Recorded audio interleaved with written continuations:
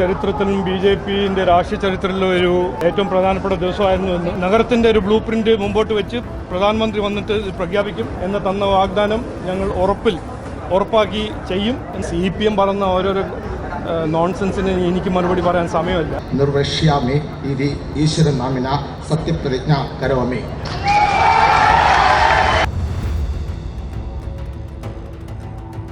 നമസ്കാരം. തിരുവനന്തപുരം നഗരസഭയിൽ വിജയിച്ച കൗൺസിലർമാരുടെ സത്യപ്രതിജ്ഞ ചടങ്ങ് നടന്നിരിക്കുകയാണ്. എന്തായാലും BJP വിജയിച്ചു കഴിഞ്ഞാൽ തിരുവനന്തപുരം നഗരസഭയിൽ വലിയ രീതിയിലുള്ള വികസന പരിപാടികളെല്ലാം തന്നെ നടപ്പിലാക്കുമെന്നാണ് സംസ്ഥാന നേതൃത്വം മുൻപേ അറിയിച്ചത്. 45 ദിവസങ്ങൾക്ക് ശേഷം പ്രധാനമന്ത്രി നരേന്ദ്രമോദി തിരുവനന്തപുരത്ത് എത്തും, വികസന രേഖ അവതരിപ്പിക്കും, ബ്ലൂ പ്രിന്റ് തയ്യാറാക്കും എന്നിങ്ങനെയുള്ള നിരവധി വാഗ്ദാനങ്ങൾ BJP നൽകിയിരുന്നു. എന്തായാലും നിലവിലിപ്പോൾ BJP കൗൺസിലർമാർ ഉൾപ്പെടെയുള്ള കൗൺസിലർമാരുടെ സത്യപ്രതിജ്ഞ ചടങ്ങ് കഴിഞ്ഞിരിക്കുകയാണ്. ഇതിന് ശേഷം ഇപ്പോൾ BJPയുടെ സംസ്ഥാന അധ്യക്ഷനായ രാജീവ് ചന്ദ്രശേഖർ മാധ്യമങ്ങളോട് പ്രതികരിക്കുകയാണ്.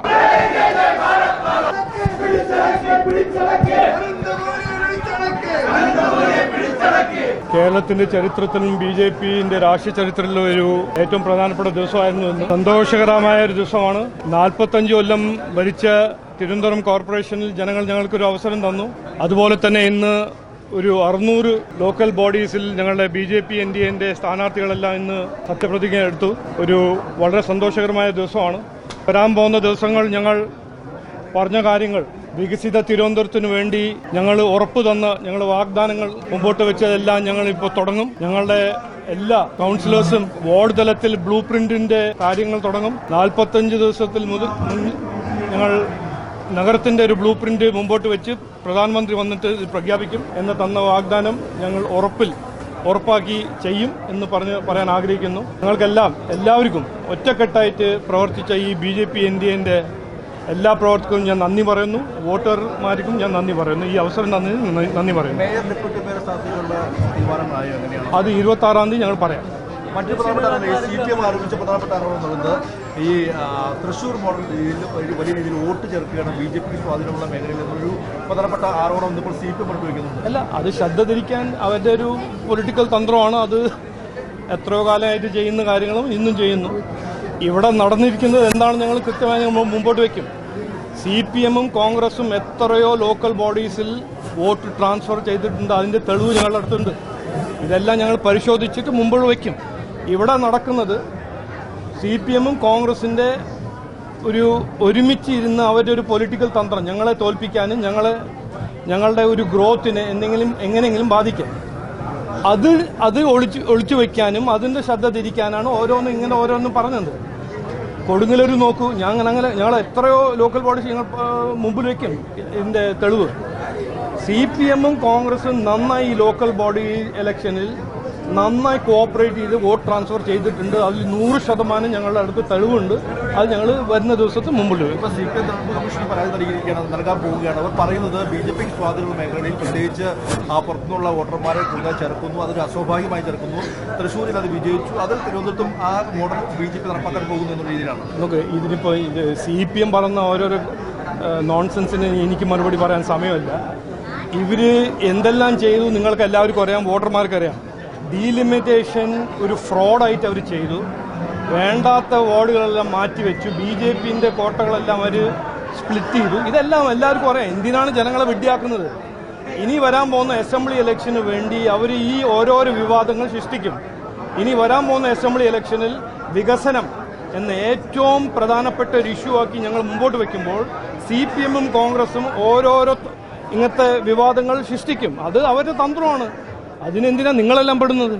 എന്തായാലും ശ്രീ രാജീവ് ചന്ദ്രശേഖർ മാധ്യമങ്ങളോട് വ്യക്തമാക്കിയിരിക്കുന്നത് ബ്ലൂ പ്രിന്റ് തയ്യാറാക്കിക്കൊണ്ടിരിക്കുകയാണ്. അതുകൂടാതെ പ്രധാനമന്ത്രി നരേന്ദ്രമോദി ഉടൻ തന്നെ അനന്തപുരിയിൽ എത്തിച്ചേരും. വികസന രേഖ ഉൾപ്പെടെയുള്ള കാര്യങ്ങൾ ജനങ്ങൾക്ക് മുൻപിൽ അവതരിപ്പിക്കും. ഇത്തരത്തിൽ വ്യക്തമായും കൃത്യമായുമുള്ള രൂപരേഖയെല്ലാം തന്നെ തയ്യാറാക്കിക്കൊണ്ടിരിക്കുകയാണ് എന്നുള്ള ഉറപ്പാണ് ജനങ്ങൾക്ക് മുൻപിലും മാധ്യമങ്ങൾക്ക് മുൻപിലും രാജീവ് ചന്ദ്രശേഖർ നിലവിൽ വെച്ചിരിക്കുന്നത്. ഇന്ന് രാവിലെ 11:30 നഗരസഭാ കൗൺസിൽ സത്യപ്രതിജ്ഞ ചടങ്ങ് നടന്നത്. BJP കൗൺസിലർമാർ എല്ലാവരും തന്നെ പത്മനാഭസ്വാമി ക്ഷേത്രത്തിൽ തൊഴുത ശേഷം ദർശനം നടത്തിയ ശേഷമാണ് നഗരസഭയിലേക്ക് എത്തിച്ചേർന്നത്. അതായത് പത്മനാഭസ്വാമി ക്ഷേത്രത്തിൽ തൊഴുതതിന് ശേഷം പിന്നീട് പാളയത്തുള്ള രക്തസാക്ഷി മണ്ഡപത്തിലെത്തുന്നു. അവിടെ പുഷ്പാർച്ചന നടത്തിയതിന് ശേഷം നഗരസഭയിൽ എത്തിച്ചേരുകയാണ്. എന്തായാലും വളരെ ശുഭകരമായ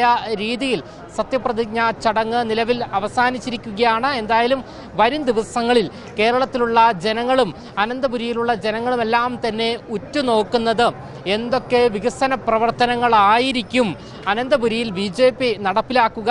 അതുകൂടാതെ പ്രധാനമായും ഉയർന്നു വരുന്ന ചോദ്യം BJPയുടെ മേയർ ആരായിരിക്കും?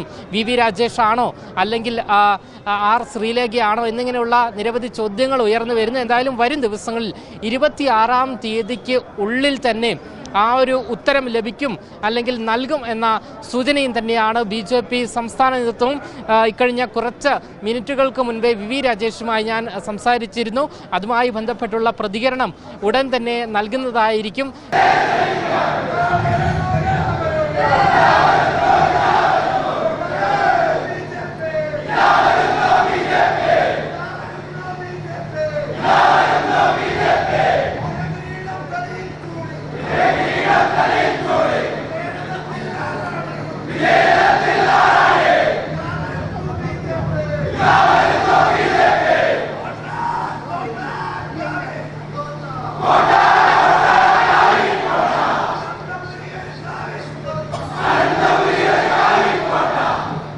തിരുവനന്തപുരം മുനിസിപ്പൽ കോർപ്പറേഷനിലെ കൗൺസിലറായി തിരഞ്ഞെടുക്കപ്പെട്ട തിരുവനന്തപുരം മഹാനഗരപാലികായാः सदस्यत्वेन निर्वाचिताः करमण अजित नामकः अहं नियमानुसारं संस्थापितं भारतीयं संविधानं प्रति यथार्थं विश्वासं विधेयसामि इति भारतस्य परमाधिकारम् अखण्डताक्षं परिपालयिष्यामि इति यथा भयाशङ्काः ममता वात्सल्य विद्वेषः वा विना अहं मम औद्योगिकानि कर्तव्यानि